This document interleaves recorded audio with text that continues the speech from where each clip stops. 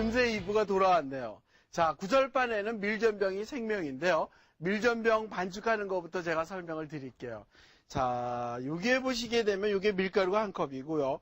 요게 물과 1과 4분의 1컵을 섞어가지고 체에다가 내리는 거예요. 그런데 소금으로 간을 하시면 될 것 같고요. 여기 보시게 되면 요게 지금 흰색으로 밀전병 반죽을 해서 체에다 내려놓은 거거든요.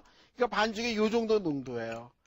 그 다음에 이제 요게 바로 치자물이에요. 자, 여기에 보시게 되면 요게 치자 열매 한 개가 요렇게 있는 거거든요.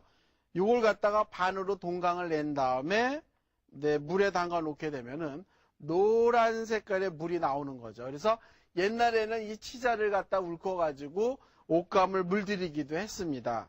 자, 그래서 이렇게 치자, 노란 물을 해서 역시 치자물도 1과 4분의 1컵을 갖다가 밀가루에다 섞어서 반죽을 하게 되면요.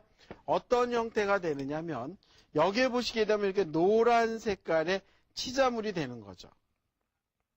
와, 색깔이 너무 곱죠. 자, 그래서 이제 자리를 옮겨가지고 한번 붙여보는데요. 역시 프라이팬을 열받게 한 다음에 여기에다가 이렇게 식용유를 둘러주시는 거예요.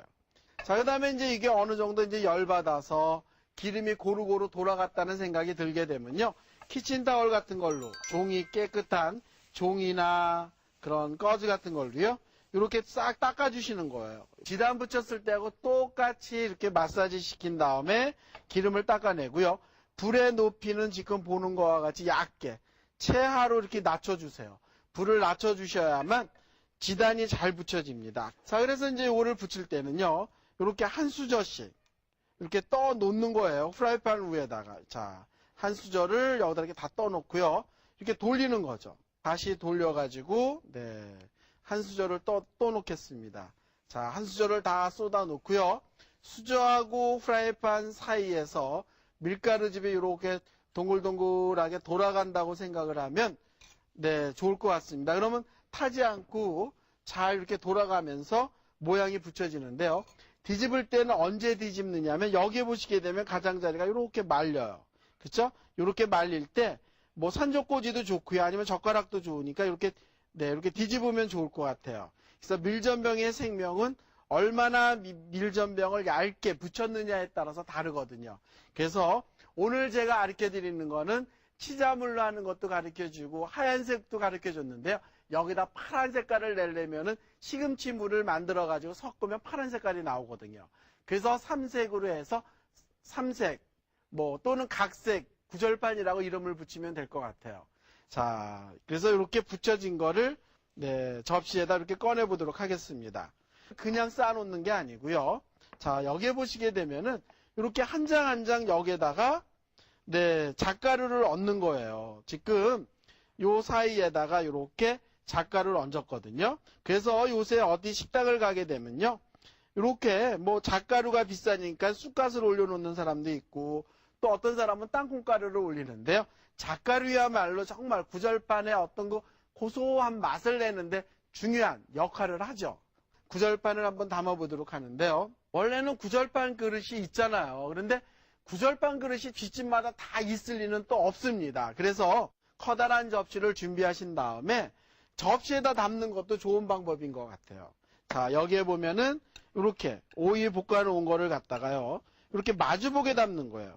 자, 여기에다가 이렇게 오이 이렇게 담는데요. 소복소복이 담으세요. 몇 산자 모양 이렇게 소복소복이 담아야만 모양이 깔끔하게 떨어지거든요. 자, 그래서 이거는 지금 오이를 담은 거고요. 그 건너편에 대각선으로 담는 게 뭐냐면 호박이에요. 이렇게 호박을 또 담아주시는 거죠. 그래서 색깔을 마주보게 담는 게 중요합니다. 표고 볶아놓은 것도 여기다 이렇게 담아주시고요. 자, 그 다음에 또 건너편에다가 고기를 이렇게 담아주시고 노란지단을 또 이렇게 담아주세요. 여기에다가 노란지단 이렇게 담아주시고요. 그 다음에 건너편에다가는 흰지단을 담으면 안 되고요. 이렇게 당근을 담아야 돼요. 그리고 같은 노란 황끼리 이렇게 담는 거거든요. 여기다가 또 이렇게 당근 담아주시고요. 이렇게 접시에다 이렇게 담아도 굉장히 깔끔하죠. 그 다음에 여기 비어있는 데다가는 흰색을 담을 거거든요. 당근하고 표고 요 사이에는 흰지단을 담아주세요. 그 다음에 고기하고 노란색 그 지단 사이에는 무엇을 담느냐면 이렇게 죽순을 담아주는 거예요. 그러면 하나도 겹치는 재료가 없죠. 자, 여기 한번 보세요.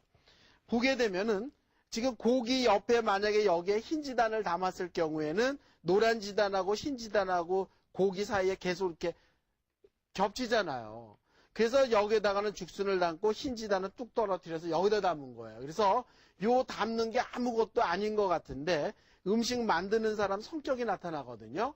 자, 그래서 구절반은 이렇게 아주 세심하게 아주 꼼꼼하게 잘 담아야 된다는 얘기예요. 그래서 이렇게 가운데에다가 담는 게 뭐냐면 이제 밀전병을 얌전하게 붙인 걸 갖다가 이렇게 가운데에다 담는다는 얘기죠. 자, 그래서 이렇게 담아가지고 내놓게 되면요. 구절반을 정말 맛깔스럽게 먹을 수